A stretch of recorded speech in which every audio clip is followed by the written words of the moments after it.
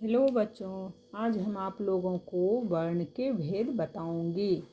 जैसा कि मैं पिछले वीडियो में वर्ण की परिभाषा बता चुकी हूँ, तो आज हम लोग वर्ण के भेद कितने होते हैं और इसकी परिभाषा जानते हैं। अब देखिए, वर्ण के दो भेद होते हैं। कौन कौन है? एक है स्वर वर्ण है और दूसरा है व्यंजन वर्ण है। ये दो भेद होते हैं। अब प्रथम नंबर स्वर वर्ण की परिभाषा जानते हैं। देखिए, जिन वर्णों का उच्चारण किसी अन्य या दूसरे वर्ण की सहायता से नहीं किया जा सकता वे स्वर वर्ण कहलाते हैं। ये जो स्वर वर्ण है अपने आप में खुद समर्थ है। ये कोई और व्यंजन की सहायता किसी दूसरे व्यंजन की सहायता से नहीं बोले जाते हैं। खुद समर्थ हैं ये स्वर। अब देखिए, ये स्वर की संख्या कितनी है?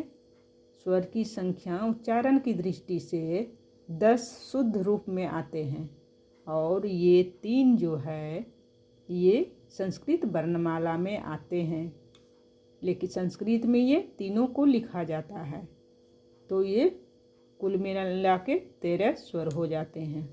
अब देखिए, स्वर के भेद, स्वर के कितने भेद होते हैं आइए जानते हैं। अब उच्चारण में लगने वाले समय की दृष्टि से स्वर के 3 भेद होते हैं। कौन कौन है? देखिए, स्वर के भेद प्रथम नंबर है दीर्घ स्वर है, द्वितीय नंबर है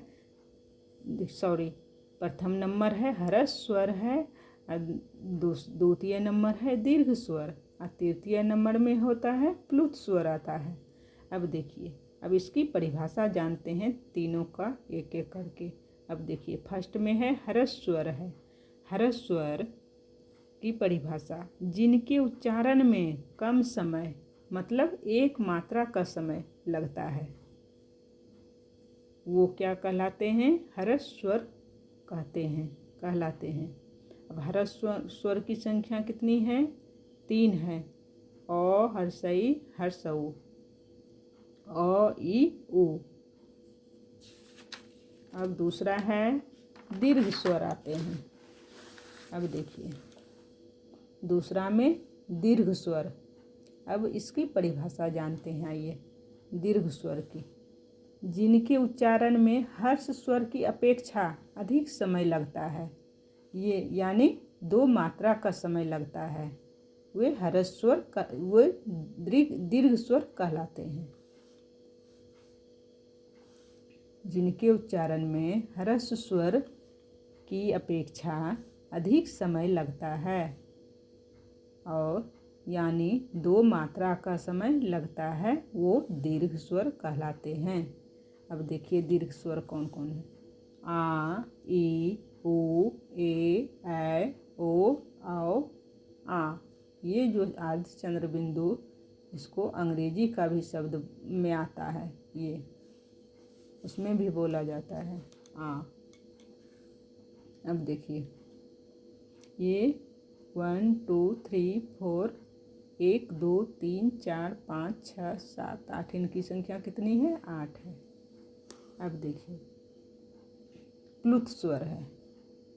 अब इसमें से जो बच्चों ये है, दीर्घ स्वर में भी री आता है। बच्चों एक बात ध्यान दीजिएगा, इसमें री आता है लेकिन वो संस्कृत वर्णमाला में आता है, हिंदी व्याकरण में नहीं आता है। ये इसमें सिर्फ ये आता है इतना, आ हर्षई दुर्गऊ ए ऐ ओ औ आ। ये इनकी संख्या 8 है। अब देखिए, तीसरा नंबर में प्लुत स्वर है। प्लुत स्वर की परिभाषा जानते हैं। चलिए, प्लुत स्वर, प्लुत का अर्थ क्या होता है बच्चों? उछलता हुआ। अब देखिए, जिनकी परिभाषा है, जिनके उच्चारण में दीर्घ स्वर से भी अधिक समय लगता है। किससे लगता है? ये दीर्घ स्वर से भी अधिक समय लगता है, यानी 3 मात्रा का समय लगता है। अब देखिए, किसी को पुकारने, रोने, गाने में या नाटकों के संवादों में इसका प्रयोग ज़्यादा किया जाता है। जैसे देखिए, राम, इसका लंबा उच्चारण किया जाता है। आज हम बच्चों आप लोगों को वर्ण के भेद के बारे में बताएं और स्वर वर्ण की परिभाषा बताएं, और आगे हम कल व्यंजन वर्ण की परिभाषा बताऊंगी।